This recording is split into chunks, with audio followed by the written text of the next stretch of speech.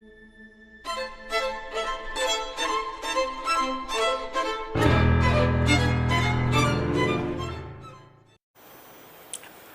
જ બાળકોને સૌપ્રથમ તો મારા જય સ્વામિનારાયણ.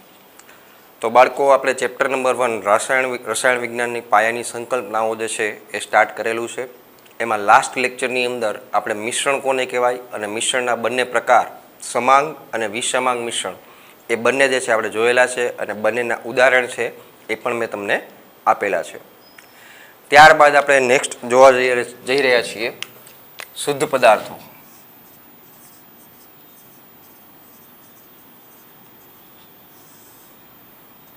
શુદ્ધ પદાર્થો કોને કહેવાય? પહેલી વાત તો કે ભાઈ, અહીંયા સંગઠન જે છે, ઘટકોનું સંગઠન, શુદ્ધ પદાર્થમાં રહેલા ઘટકોનું સંગઠન જે છે એ નિશ્ચિત હોય છે. કેવું હોય છે? નિશ્ચિત હોય છે. તો કોઈ પણ શુદ્ધ પદાર્થ હોય એમાં રહેલા ઘટકો, એ ઘટકોનું સંગઠન કેવું હોય તો કે નિશ્ચિત હોય છે, ચોક્કસ હોય છે. બીજી વસ્તુ તો કે ભાઈ, પદાર્થના ગુણધર્મો જે છે એ એક સમાન રહે છે. કેવા રહે છે? એક સમાન. પદાર્થના જે શુદ્ધ પદાર્થના ગુણધર્મો જે છે એ એક સમાન રહે છે. કેવું રહે છે? એક સમાન. અને એમને ભૌતિક પદ્ધતિ દ્વારા, શેના દ્વારા? ભૌતિક પદ્ધતિ દ્વારા છૂટા પાડી શકાતા નથી. છૂટા પાડી શકાતા નથી. કોઈ પણ ભૌતિક પદ્ધતિ હોય તો એના દ્વારા શુદ્ધ પદાર્થ હોય એના ઘટકોને છૂટા પાડી શકાતા નથી. અને એના ગુણધર્મો જે છે એ કેવા હોય છે તો કે એક સમાન રહે છે. કેવા રહે છે? એક સમાન. દાખલા તરીકે હું એક ઉદાહરણ આપું કે ભાઈ, સોડિયમ છે, મેગ્નેશિયમ છે, કેલ્શિયમ છે, તો આ બધા તત્વો છે કે જે શુદ્ધ પદાર્થો છે. બીજા ઉદાહરણ આપવા હોય તો આપી શકાય H2O છે, C6H12O6 એટલે કે ગ્લુકોઝ છે. તો આ જે છે એ સંયોજનો છે બાળકો. શું છે? આ સંયોજનો. જ્યારે આ બધા જે છે એ શું છે તો કે તત્વો છે. શું છે? તત્વો છે. અહીંયા આપણે વાત કરી કે ભાઈ, શુદ્ધ પદાર્થ હોય એમાં ઘટકોનું સંગઠન છે એ નિશ્ચિત હોય. દાખલા તરીકે હું એમ કહું કે ભાઈ, ગ્લુકોઝનું અણુ છે, આ ગ્લુકોઝ છે, તેમાં 6 કાર્બન છે, 12 હાઇડ્રોજન છે અને 6 ઓક્સિજન છે. એ નિશ્ચિત જ હોય છે. અહીંના H2O છે, તેમાં 2 હાઇડ્રોજન છે ને 1 ઓક્સિજન છે. એ નિશ્ચિત જ છે, એ ચોક્કસ જ છે કે ભાઈ, પાણીનો દુનિયાનો કોઈ પણ અણુ તમે લઈ લો, એમાં 2 હાઇડ્રોજન ને 1 જ ઓક્સિજન છે એ જોડાયેલો હોય. તો આવા પદાર્થ જે છે એને કહેવાય શુદ્ધ પદાર્થ, કે જેમાં ભૌતિક પદ્ધતિ દ્વારા એને છૂટા નથી પાડી શકાતા અને એમાં ઘટકોનું સંગઠન જે છે એ નિશ્ચિત હોય છે અને ગુણધર્મો જે છે એ એક સમાન રહે છે. કેવા રહે છે? એક સમાન. દાખલા તરીકે ઉદાહરણ જોઈએ તો ગ્લુકોઝમાં કાર્બન, હાઇડ્રોજન અને ઓક્સિજન એનું જે પ્રમાણ જે છે એ કેવું હોય છે તો કે નિશ્ચિત હોય છે. કેવું હોય છે બાળકો? નિશ્ચિત એટલે કે ચોક્કસ હોય છે. 6 કાર્બન, 12 હાઇડ્રોજન અને 6 ઓક્સિજન, એ ફિક્સ જ હોય, એ ન બદલાય. ત્યારબાદ બાળકો આપણે જોશું તત્વો.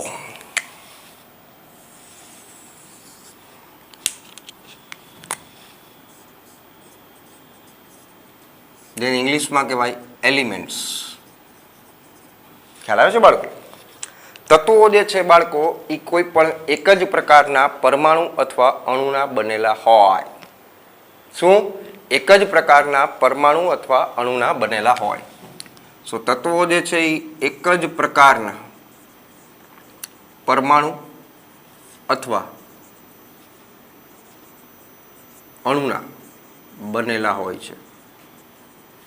બીજી વસ્તુ, કોઈ પણ એક તત્વના ગુણધર્મો જે છે એ બીજા તત્વના ગુણધર્મો કરતાં જુદા હોય છે. કેમ? તો કે ભાઈ, એક જ તત્વના પરમાણુના સ્વભાવ એ બીજા તત્વના પરમાણુના સ્વભાવ કરતાં જુદા જુદા હોય છે. કવિ એવું કહે છે, કવિ શું કહે છે? કોઈ પણ તત્વના પરમાણુઓના ગુણધર્મો અન્ય તત્વોના પરમાણુ કરતા કેવા હોય છે તો કે જુદા હોય. કેવા હોય છે બાળકો? જુદા હોય છે. પરંતુ કિંતુ લેકિન બટ પણ કોઈ પણ એક જ તત્વના બધા પરમાણુનો ગુણધર્મ અથવા એનો સ્વભાવ એ સરખો હોય. કોઈ પણ એક જ તત્વ છે એના બધા જ પરમાણુઓ છે એ એક સરખા જ હોય. સો કોઈ પણ એક જ તત્વના બધા જ પરમાણુઓ ના ગુણધર્મો અથવા સ્વભાવ સમાન હોય. કેવા હોય છે? સમાન. સમજાવું. દાખલા તરીકે હું એમ કહું કે ભાઈ આપણી પાસે કેલ્શિયમ તત્વ છે. કેલ્શિયમ તત્વ જે છે એના પરમાણુને આપણે આ રીતના દર્શાવીએ છીએ. આ બધા જ પરમાણુઓ છે એ કેલ્શિયમના છે. તો જે ગુણધર્મ આનો હોય એ જ આનો હશે, એ જ આનો હશે. કેમ? તો કે બધા કેલ્શિયમના જ પરમાણુ છે. સો એક જ તત્વના બધા જ પરમાણુઓના ગુણધર્મો એક સરખા હોય, એ ન બદલે. પણ માની લો કે હું અહીંયા લખું છું કે ભાઈ મેગ્નેશિયમ છે, એના પછીનો તો મેગ્નેશિયમના પરમાણુના ગુણધર્મ જે છે એ કેલ્શિયમના પરમાણુના ગુણધર્મો કરતા જુદા હોય. ઉપરની લાઈન કે ભાઈ કોઈ પણ એક તત્વના પરમાણુ જે છે એના ગુણધર્મો એ અન્ય તત્વોના પરમાણુ કરતા જુદા હશે. એનો મતલબ કે કેલ્શિયમના પરમાણુના ગુણધર્મ છે તો એ મેગ્નેશિયમના પરમાણુના ગુણધર્મો કરતા જુદા હશે. પણ કેલ્શિયમના બધા જ પરમાણુ હોય તો એના ગુણધર્મો સરખા હોય, મેગ્નેશિયમના બધા જ પરમાણુ હોય તો એના ગુણધર્મો સરખા હોય છે. પણ તત્વ બદલી ગયા, પરમાણુ બદલી ગયા તો એના ગુણધર્મો પણ જુદા જુદા હોય. ખ્યાલ આવે છે બાળકો? સો કોઈ પણ એક જ તત્વના બધા જ પરમાણુઓના ગુણધર્મો સરખા હોય, જ્યારે કોઈ પણ એક તત્વના પરમાણુના ગુણધર્મો અન્ય તત્વોના પરમાણુ કરતા જુદા હોય. કેવા હોય છે? જુદા હોય. આ રીતના બાળકો હું એમ કહું કે ભાઈ ઓક્સિજન છે તો O2 આપણે લખીએ છીએ. એ ક્યારે બને? તો કે જ્યારે બે ઓક્સિજનના પરમાણુઓ છે એ ભેગા થાય ત્યારે O2 બને છે. હવે N2 તો બે નાઇટ્રોજનના પરમાણુ ભેગા થાય ત્યારે એ N2 બનાવે છે. N2 તો બે નાઇટ્રોજન ભેગા થાય, નાઇટ્રોજન પ્લસ નાઇટ્રોજન, ત્યારે એ N2 બને છે. તો આ જે છે ને એ અણુઓ કહેવાય. શું કહેવાય બાળકો? અણુઓ. N2, Cl2, F2, O2 તો એ બધા અણુ કહેવાય. અણુનો મતલબ કે જેમાં એક કરતાં વધારે પરમાણુઓ છે. આ દ્વિપરમાણુય સ્વરૂપ કહેવાય. N2 એટલે દ્વિપરમાણુય, O2 દ્વિપરમાણુય, આ બધા દ્વિપરમાણુય છે કે બે પરમાણુ ભેગા થાય ત્યારે બને છે. ખ્યાલ આવે છે બાળકો? સો એક જ પ્રકારના પરમાણુ અથવા અણુના બનેલા હોય તો એ તત્વો કહેવાય. આ વાત થઈ તત્વોની. ત્યારબાદ બાળકો આપણે જોશું સંયોજનો. જુદા જુદા તત્વોના પરમાણુ એકબીજા સાથે નિશ્ચિત પ્રમાણમાં જોડાય ત્યારે સંયોજન બને. પાછું એક હું રિપીટ કરું છું. જુદા જુદા તત્વોના પરમાણુ એકબીજા સાથે નિશ્ચિત પ્રમાણમાં જોડાય ત્યારે સંયોજન બને. સો કવિ એવું કે છે, હું નથી કહેતો, કે જુદા જુદા તત્વોના પરમાણુઓ એકબીજા સાથે નિશ્ચિત પ્રમાણમાં જોડાય. કઈ રીતના જોડાય? નિશ્ચિત પ્રમાણમાં જોડાય ત્યારે સંયોજન બને. શું બને છે? સંયોજન બને. એટલે શું સર? દાખલા તરીકે હું એમ કહું કે ભાઈ H2O છે, CO2 છે, ગ્લુકોઝ છે, C6H12O6. તો આમાં ફિક્સ જ છે H2O માં કે બે હાઇડ્રોજન એક ઓક્સિજન સાથે જોડાય ત્યારે પાણી બનશે. CO2 છે, એક કાર્બન બે ઓક્સિજન સાથે જોડાય ત્યારે કાર્બન ડાયોક્સાઇડ બનશે. 6 કાર્બન 12 હાઇડ્રોજન અને 6 ઓક્સિજન જોડાય ત્યારે ગ્લુકોઝ બનશે. તેનું પ્રમાણ જે છે એ નિશ્ચિત છે. દાખલા તરીકે H2O છે તેનું આ રીતના દર્શાવી શકું કે ભાઈ આ ઓક્સિજનનો પરમાણુ છે, તો આ બંને હાઇડ્રોજનના પરમાણુ છે, H2 અને O. દાખલા તરીકે CO2 છે તો આ કાર્બનનો પરમાણુ છે, આ ઓક્સિજનના પરમાણુઓ છે, CO2, CO2 એક કાર્બન, બે ઓક્સિજન. પણ હું ખાલી આમ કહું કે ભાઈ કાર્બન છે, આ ઓક્સિજન છે કે નાઇટ્રોજન છે, તો આ બધા જે છે એ ખાલી સિંગલ પરમાણુ થયા કહેવાય. ખાલી એક જ તો એ પરમાણુ થયો કહેવાય. ખ્યાલ આવે છે? પણ એ બે લઈ લો, બે જોડાય તો આ અણુ કહેવાય. આ પરમાણુ અને અણુ વચ્ચેનો તફાવત છે. સિંગલ પરમાણુ છે, આ અણુ કહેવાય.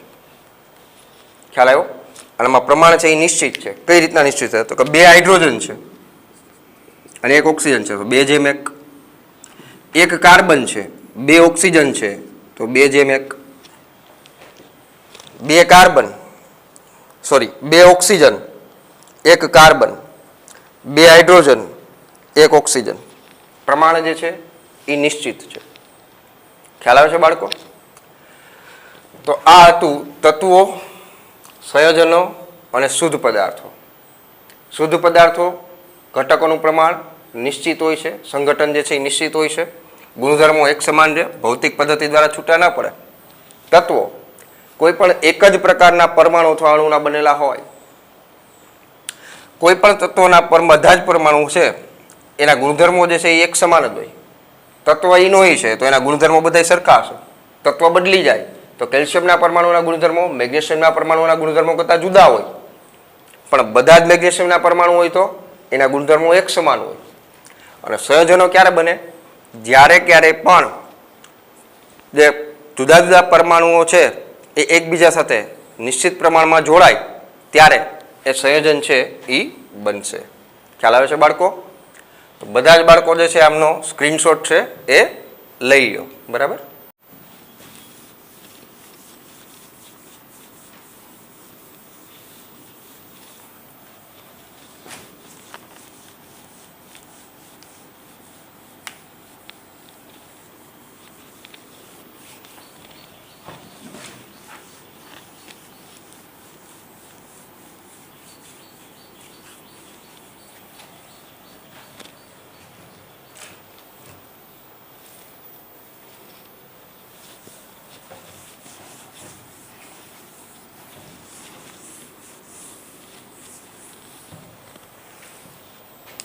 હવે બાળકો જેવું આગળ મેં કીધું કે કોઈ પણ સંયોજનમાં રહેલા તત્વોનું પ્રમાણ જે છે એ હંમેશા નિશ્ચિત જ હોય. કોઈ પણ સંયોજનમાં રહેલા તત્વોનું પ્રમાણ છે એ હંમેશા નિશ્ચિત હોય, એટલે કે ચોક્કસ હોય છે. અને સંયોજનમાં રહેલા જે ઘટકો જે છે એને રાસાયણિક પદ્ધતિ દ્વારા છૂટા પાડી શકાય. શેના દ્વારા? તો કે રાસાયણિક પદ્ધતિ દ્વારા છૂટા પાડી શકાય છે. પરંતુ ભૌતિક પદ્ધતિ દ્વારા એને છૂટા પાડી શકાતા નથી. ના પાડું છું. તો ભૌતિક પદ્ધતિ દ્વારા એ ઘટકો જે છે સંયોજનના એ છૂટા પડતા નથી. જો એને છૂટા પાડવા હોય તો રાસાયણિક પદ્ધતિ જે છે એના દ્વારા છૂટા પાડી શકાય છે. સો કવિ એવું કહે છે કે ભૌતિક પદ્ધતિ દ્વારા, શેના દ્વારા? ભૌતિક પદ્ધતિઓ દ્વારા એ છૂટા પડતા નથી. ના પાડું છું. બીજી વસ્તુ, જ્યારે જુદા જુદા તત્વો એકબીજા સાથે સંયોજાય એટલે કે જોડાય અને સંયોજન બનાવે ત્યારે પોતાના મૂળભૂત ગુણધર્મો છે એ ગુમાવે છે. સો જ્યારે જુદા જુદા તત્વો એકબીજા સાથે જોડાઈને સંયોજન બનાવે ત્યારે પોતાના મૂળભૂત ગુણધર્મો છે એ ગુમાવી બેસે. એટલે શું? કે સંયોજનમાં રહેલા તત્વોના મૂળભૂત ગુણધર્મો છે એ જોવા મળતા નથી. એટલે શું સર? સમજાવો. દાખલા તરીકે હું એમ કહું કે ભાઈ H2O છે એટલે કે પાણી. હવે તમને ખ્યાલ છે કે H2O છે એ પ્રવાહી છે, પાણી છે એ પ્રવાહી છે. બન્યું ક્યારે? જ્યારે હાઇડ્રોજન અને ઓક્સિજન બે જોડાણા ત્યારે પાણી બન્યું ને.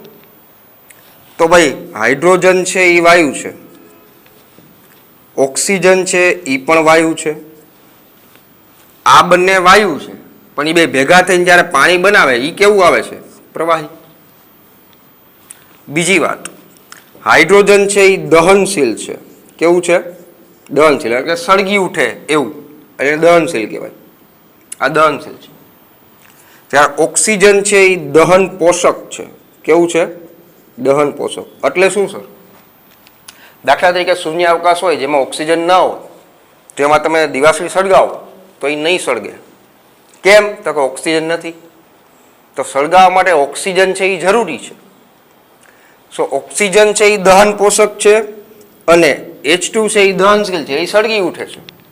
તેમ છતાંય આ બંને ભેગા થઈને H2O પાણી બનાવે તો એ પાણીનો આપણે ઉપયોગ કઈ રીતના કરીએ છીએ? તો કે આનો ઉપયોગ કરીએ છીએ આપણે અગ્નિશામક તરીકે. એટલે કે આગ બુઝાવવા માટે આપણે પાણી છે એનો ઉપયોગ કરીએ છીએ.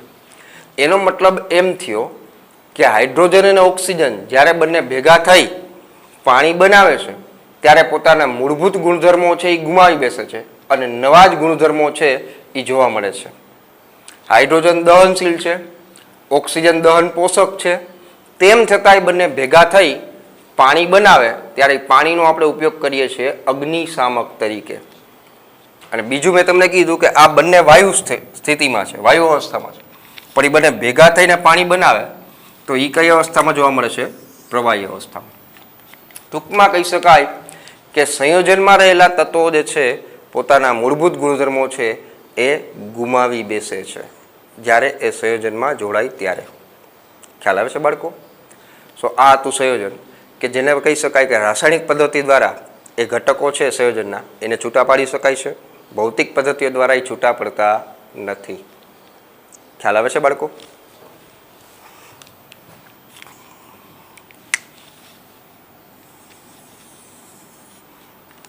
ત્યારબાદ આપણે જોઈએ બાળકો પદાર્થના ગુણધર્મો.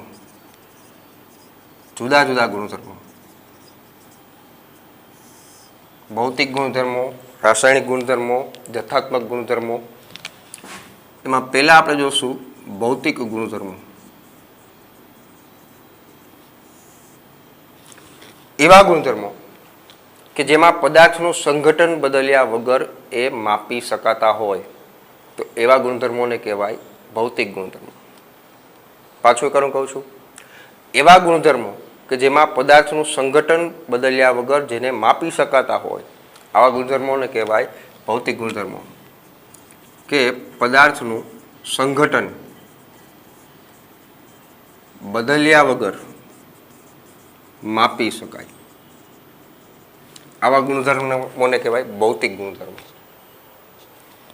દાખલા તરીકે આના ઉદાહરણ આપવા હોય તો આપી શકાય રંગ, વાસ, ઘનતા, ગલન બિંદુ, ઉત્કલન બિંદુ વગેરે. આ બધા જે છે એ પદાર્થના ભૌતિક ગુણધર્મોમાં આવે કે જેને પદાર્થનું સંઘટન બદલ્યા વગર માપી શકાતા હોય આવા ગુણધર્મોને કહેવાય ભૌતિક ગુણધર્મો. આવ્યું છે એટલે હારોહાર કહી દો બાળકો. ગલન બિંદુ ને ઉત્કલન બિંદુ એટલે શું એ પણ આરે કહી દો. ગલન બિંદુ જે નિશ્ચિત તાપમાને કોઈ પણ ઘન પદાર્થ હોય એનું પ્રવાહીમાં રૂપાંતર થાય તો એને કહેવાય એનું ગલન બિંદુ. કે જે તાપમાને કોઈ પણ ઘન પદાર્થ છે એને ગરમ કરતા એ રૂપાંતર થાય પ્રવાહીમાં તો આને કહેવાય એનું ગલન બિંદુ. ખ્યાલ આવે છે? ટૂંકમાં ઘનનું પ્રવાહીમાં રૂપાંતર થતું હોય એ તાપમાનને કહેવાય એનું ગલન બિંદુ, સિમ્પલ ભાષા. જ્યારે ઉત્કલન બિંદુ છે એ જુદું છે. ઉત્કલન બિંદુ કે જે તાપમાને કોઈ પણ પ્રવાહી છે એનું બાષ્પમાં રૂપાંતર થતું હોય તો એ તાપમાનને તમે કહેશો એનું ઉત્કલન બિંદુ. કે જે તાપમાને કોઈ પણ પ્રવાહી છે એનું રૂપાંતર થાય બાષ્પ અથવા વાયુમાં તો આ તાપમાનને કહેવાય એનું ઉત્કલન બિંદુ. બંને કેવા છે? તો કે પદાર્થના ભૌતિક ગુણધર્મો છે. શું છે? ભૌતિક ગુણધર્મો.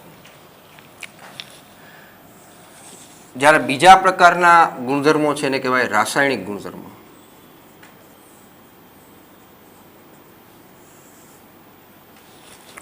રાસાયણિક ગુણધર્મો પદાર્થના માપન કરવા માટે રાસાયણિક ફેરફાર થવો જરૂરી છે. શું? રાસાયણિક ફેરફાર થાય, રાસાયણિક પ્રક્રિયા થાય અને એમાં પદાર્થમાં કાંઈ ફેરફાર થાય, રાસાયણિક ફેરફાર, તો એ માપી શકાય. સો પદાર્થના રાસાયણિક ગુણધર્મો છે એનું માપન કરવા માટે રાસાયણિક ફેરફાર જરૂરી છે. શું જરૂરી છે? રાસાયણિક ફેરફાર જરૂરી છે. તો રાસાયણિક ગુણધર્મોનું માપન કરવા માટે પદાર્થ જે છે એમાં રાસાયણિક ફેરફાર થવા જરૂરી છે. આના ઉદાહરણ મારે તમને આપવા હોય તો આપી શકાય. દાખલા તરીકે એસિડિકતા, દાખલા તરીકે બેઝિકતા, દાખલા તરીકે દહનશીલતા વગેરે. આ બધા જે છે એ પદાર્થના રાસાયણિક ગુણધર્મોમાં આવે. એસિડ બેઝ તમે 9મા 10મામાં ભણી ગયા છો પીએચના મૂલ્ય ઉપરથી કે કોઈ પણ પદાર્થનું પીએચ 7 કરતાં ઓછું હોય તો એ એસિડિક હોય, 7 કરતાં વધારે હોય તો એ બેઝિક કહેવાય, એક્ઝેક્ટ 7 હોય તો એ તટસ્થ કહેવાય, ન્યુટ્રલ. 7 કરતાં ઓછું એસિડિક, 7 કરતાં વધારે બેઝિક અને એક્ઝેક્ટ 7 હોય તો તટસ્થ કહેવાય. તો રાસાયણિક ગુણધર્મો છે એનું માપન કરવા માટે રાસાયણિક ફેરફાર થવો જરૂરી છે. જે ક્યારે થાય તો કે પદાર્થ જે છે જ્યારે રાસાયણિક પ્રક્રિયા કરે ત્યારે. અને આ જે છે એ રાસાયણિક ગુણધર્મો છે એના ઉદાહરણ છે. ખ્યાલ આવે છે બાળકો? જ્યારે ત્રીજા પ્રકારના ગુણધર્મો છે એને કહેવાય જથ્થાત્મક ગુણધર્મો.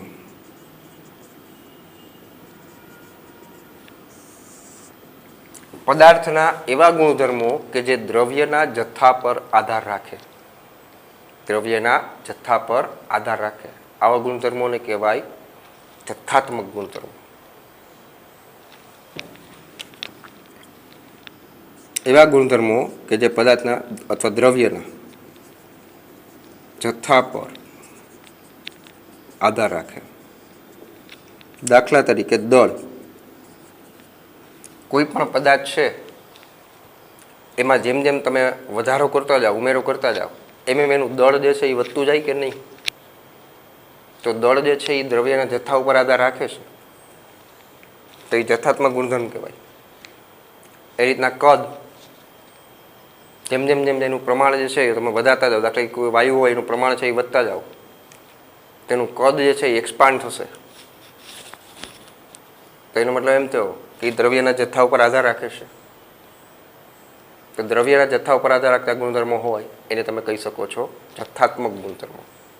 કેવા કહેવાય? જથ્થાત્મક ગુણધર્મો.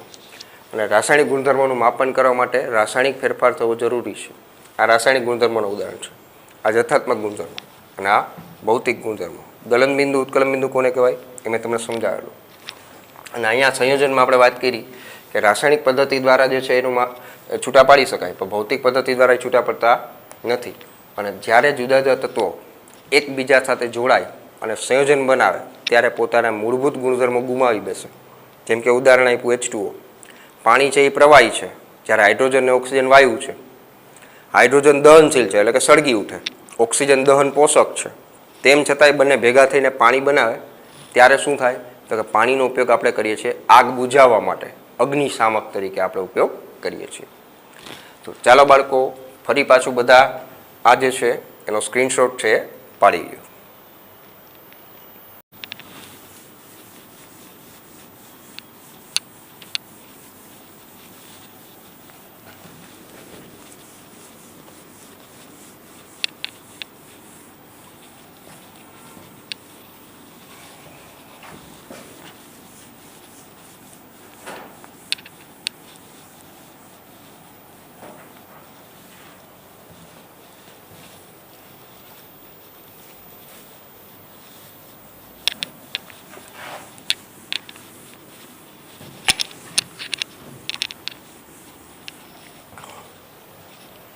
હવે જો બાળકો કોઈ પણ પદાર્થ જે છે એનું માપન કરવા માટે એને સંખ્યા સાથે એક એકમ જે છે એ ઉમેરવો પડે કે જેથી કરીને આપણને ખબર પડે કે કેટલું છે. દાખલા તરીકે હું એમ કહું કે આપણી પાસે એક ઓરડો છે, એ ઓરડાની લંબાઈ હું એમ કહું કે 6, તો એ 6થી તમને ખબર પડે સર શું કહેવા માગે છે? ન ખબર પડે. પણ હું એમ કહું કે 6 મીટર, તો એ મીટર છે એનો એકમ દર્શાવ્યો તો તમને ખબર પડે કે 6 મીટર એટલે કેટલું થાય. તો કવિ એવું કહેવા માગે છે કે ભાઈ કોઈ પણ પદાર્થ જે છે એની સંખ્યા હોય એ સંખ્યાની સાથે એકમ જે છે એ દર્શાવવો જરૂરી છે. સો કોઈ પણ પદાર્થની સંખ્યા સાથે એકમ દર્શાવવો જરૂરી છે. દાખલા તરીકે હું એમ કહું કે ભાઈ ઓરડાની લંબાઈ, હાલો ઓરડાની લંબાઈ મેં કીધું 6, પણ 6 શું? તો પણ હું અહીંયા હું લખું કે 6 મીટર, તો તમને ખબર પડે આ 6 છે એ સંખ્યા છે અને આ જે છે એ એકમ છે. સો એકમ જે છે એ દર્શાવવો જરૂરી છે. દાખલા તરીકે હું એમ કહું કે કોઈ એક પદાર્થ જે છે એ પદાર્થનું દળ હું એમ કહું કે 100, પણ 100 શું? ગ્રામ, મિલીગ્રામ, કિલોગ્રામ. પણ એમ કહું કે 100 ગ્રામ, તો એ ખબર પડે કે ભાઈ આ કેટલું કહેવા માગે છે. તમે માર્કેટમાં બહાર જાઓ છો, તમે એમ કહો ગાંઠિયા આપો, ઉદાહરણ તરીકે તમે એમ કહો કે 10 ગાંઠિયા આપો, એટલે પહેલાં તો એ તમારી સામે જોવે કે આ શું વાત કરે છે.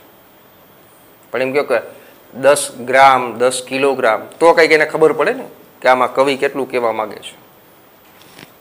સો કોઈ પણ પદાર્થ જે છે એને દર્શાવવા માટે સંખ્યાની સાથે એકમ જે છે ને એ જરૂરી છે. અને આ એકમ જે છે એ દર્શાવવા માટે વર્ષોથી એક પદ્ધતિઓ છે જુદી જુદી એ ચાલી આવે છે. ઇંગ્લિશ પદ્ધતિ આવી છે, ફ્રાન્સ દ્વારા પણ એક પદ્ધતિ વિકસાવવામાં આવી છે.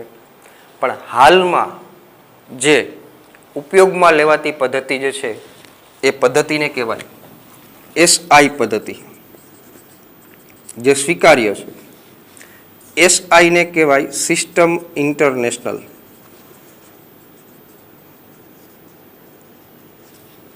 સિસ્ટમ ઇન્ટરનેશનલ જે સ્વીકાર્ય છે હાલમાં પણ. જે પદ્ધતિની અંદર એમ કહે છે કે 7 જે છે એ મૂળભૂત રાશિઓ છે અને એ મૂળભૂત રાશિઓમાંથી અન્ય રાશિઓ જે છે એ ઉપજાવેલી હોય છે. SI પદ્ધતિમાં એમ કહી શકાય કે 7 જે છે એ મૂળભૂત રાશિઓ છે અને મૂળભૂત રાશિઓમાંથી અન્ય રાશિઓ જે છે એ ઉપજાવેલી હોય તો એવી રાશિઓને કહેવાય ઉપજાવેલ રાશિઓ, જેને ઇંગ્લિશમાં કહેવાય ડિરાઇવ્ડ યુનિટ્સ. એ શું છે હમણાં આગળ જોશું. પણ એ 7 મૂળભૂત રાશિઓ, ભૌતિક રાશિઓ કઈ કઈ છે એ આપણે જોઈએ, જે તમારે ફિઝિક્સમાં પણ આવી ગયું છે. ભૌતિક રાશિ,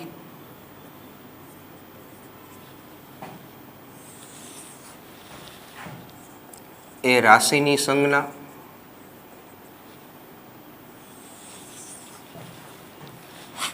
ભૌતિક રાશિનો એકમ,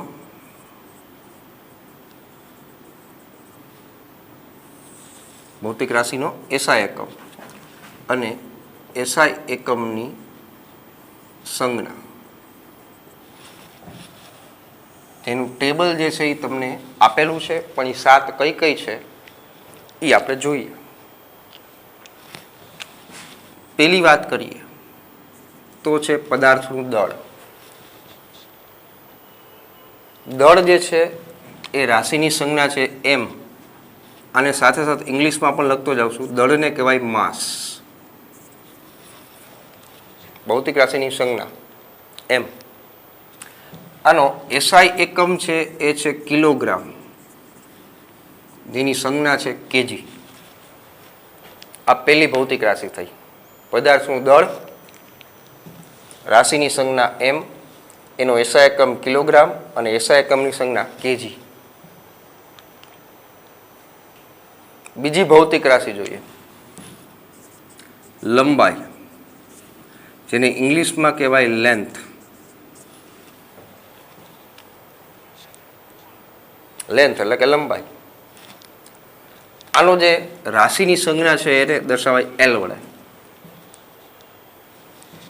એનો SI એકમ છે મીટર અને એની સંજ્ઞા જે છે એ છે M,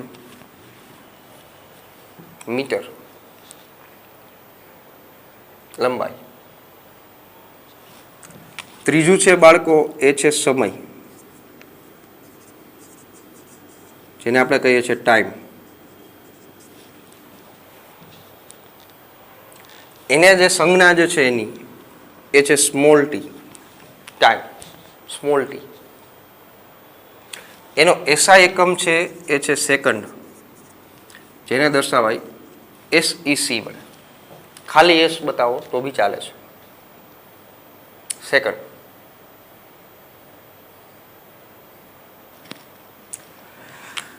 ચોથી જે છે એ છે તાપમાન, જેને ઇંગ્લિશમાં કહેવાય ટેમ્પરેચર.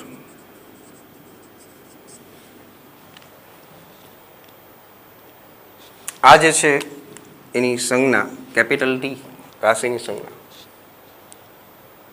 તાપમાન છે એનો એસઆઈ એકમ છે કેલ્વિન, જેને બતાવાય છે કે વડે. પાંચમી જોવા જઈએ તો વિદ્યુત પ્રવાહ, ઇંગ્લિશમાં કહેવાય ઇલેક્ટ્રિક કરંટ.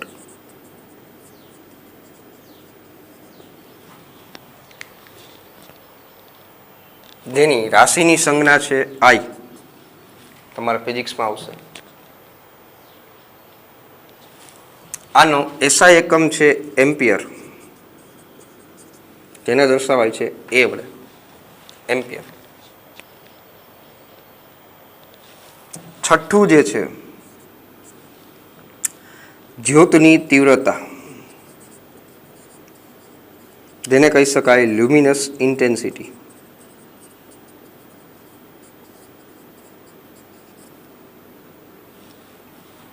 ઇંગ્લિશમાં લ્યુમિનસ ઇન્ટેન્સિટી. જ્યોતની તીવ્રતા જે છે એને આ રીતના સંજ્ઞાથી બતાવાય છે IV. તેનો એસઆઈ એકમ છે કેન્ડેલા, જેને દર્શાવાય છે CD વડે. CD stands for candela.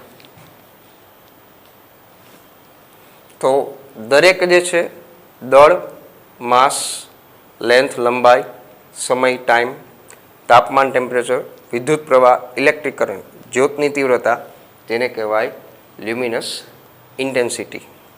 6 છે, હજી એક બાકી છે પણ આ દેખાશે નહીં એટલે હમણાં પછી આપણે જોઈએ. રાશિની સંજ્ઞા M, આની L લંબાઈ, સમય T, તાપમાન T. સમય અને તાપમાન બેયમાં ધ્યાન રાખજો. કેમ? સ્મોલ ટી છે એ સમય છે, કેપિટલ T જે છે એ તાપમાન છે. Second, kelvin, ampere, candela. સાતમી જે છે એ અહીંયા સાઈડમાં લખું છું એટલે તમને દેખાય. સાતમી છે એ છે પદાર્થનો જથ્થો, જેને ઇંગ્લિશમાં કહેવાય અમાઉન્ટ ઓફ સબસ્ટન્સ.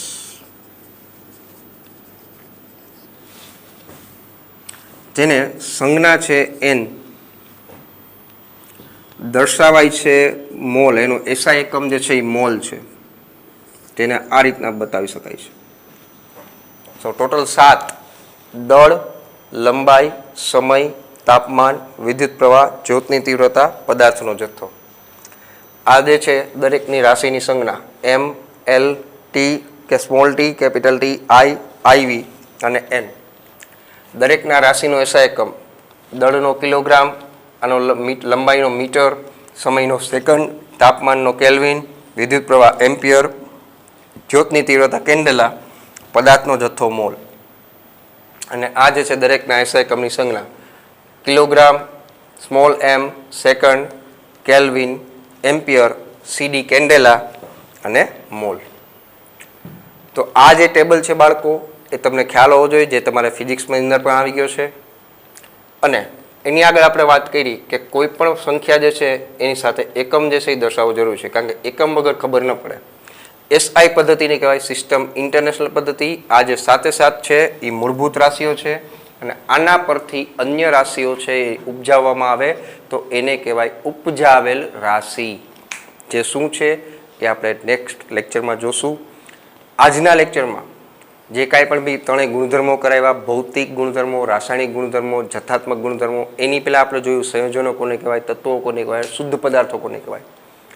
તો આજે જેટલું પણ મેં ચલાવ્યું છે એ દરેકે દરેક જે છે એ લખશો. બીજી વસ્તુ, MCQ માટેની બુક જે છે એક સારામાં સારી એ લઈ લેશો અને જેટલું પણ અહીંયા ચાલે છે એના રિલેટેડ ટોપિક્સ હોય એમાંથી કેવા કેવા પ્રકારના MCQ પૂછાય છે એ બધા જે છે એમાંથી સોલ્વ કરશો.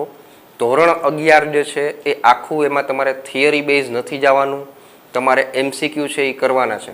કાલે તમને સ્વામીજીએ કીધું હતું કે મોટાભાગનું જે MCQ જે છે એ ઇક્વેશન ઉપર હોય છે, કે ઇક્વેશન જે છે, સૂત્રો જે છે એ અગત્યના છે. જે હારે હારે આપણે હું તમને કહેતો જઈશ, આ ચેપ્ટરમાં આવશે, પણ સાથે સાથે વધારાના જે કાંઈ પણ બેસે એ પણ હું તમને કરાવીશ, કે જેથી ને કરીને તમને MCQ છે એ નવું ન લાગે. અને ખાસ કહું છું બાળકો, 10મું અને 11મું 12મું આ બંને અલગ વસ્તુ છે, બરાબર છે. આમ તો તમે 10માની અંદર પણ પરીક્ષા નથી આપી, બરાબર છે, માસ પ્રમોશનને લીધે. પણ સાયન્સ જે છે હું માનું છું ત્યાં સુધી કોમર્સ કરતાં કમ્પેરેટિવલી સહેલું છે. કોમર્સ જે છે એના કરતાં કમ્પેરેટિવલી સાયન્સ સહેલું છે. તમારે ગધેડાની જેમ મહેનત નથી કરવાની, હાર્ડવર્ક કરવું છે, હાર્ડવર્ક કરવાનું છે, પણ હાર્ડવર્કની સાથે સાથે સ્માર્ટ વર્ક છે એ કરવું જરૂરી છે. બીજી વસ્તુ, હું ખાલી જોઈ લઉં, લેક્ચર જોઈ લઉં, એનાથી મને આવડી જાય એવું નથી. સાથોસાથ તમે લખવાની પ્રેક્ટિસ છે એ પણ કરતા જાઓ. ખાલી જોઈ લઉં કે હું વાંચી લઉં એનાથી નહીં આવડે. લખવાની પ્રેક્ટિસ છે એ ખાસ કરજો એક વાર. બીજી વસ્તુ, આ જે કાંઈ પણ ટોપિક અહીંયા ચાલે છે એના રિલેટેડ MCQની બુક જે છે અત્યારે તમારી પાસે હોય તો વેલ એન્ડ ગુડ, ન હોય તો લઈ લેજો. અક્ષરાનંદ પબ્લિકેશનની બુક જે છે એ આવશે, આપણે જુનાગઢની અંદર મળી જાય છે, એ તમે લઈ લેજો. જે કાંઈ પણ બી ટોપિક હાલે છે એના રિલેટેડ MCQ એમાં આપેલા હોય છે, અને એ જે છે ધીમે ધીમે સોલ્વ કરતા જજો. અત્યારથી જ જો તમે કન્ટિન્યુ કરશો તો એ 12મા સુધી પૂરું થશે ત્યારે કામ આવશે. પછી તમે વિચારશો કે હું છેલ્લે બધું ભેગું કરી લઈશ, તો છેલ્લે કાંઈ ભેગું થતું નથી. એટલે ધ્યાન રાખજો બાળકો. અમારા અનુભવના આધારે કહું છું કે ઘણીવાર બાળકો જે છે એ પસ્તાય છે કે સર મેં પહેલેથી તૈયારી કેમ ન કરી, છેલ્લે કે હું કરી લઈશ, તો ભાઈ છેલ્લે 1-2 મહિનામાં ભેગું ન થાય, બરાબર. એટલે જે કાંઈ પણ બી ચાલે છે એ રોજનું રોજ તમે વ્યવસ્થિત કમ્પ્લીટ કરતા જાઓ. તો ચાલો બાળકો, આજનું જે લેક્ચર છે આનો સ્ક્રીનશોટ તમે પાડી લ્યો. આજના દિવસે માત્ર ને માત્ર આટલું રાખીએ છીએ. બધા જ બાળકોને ફરી પાછા મારા જય સ્વામિનારાયણ.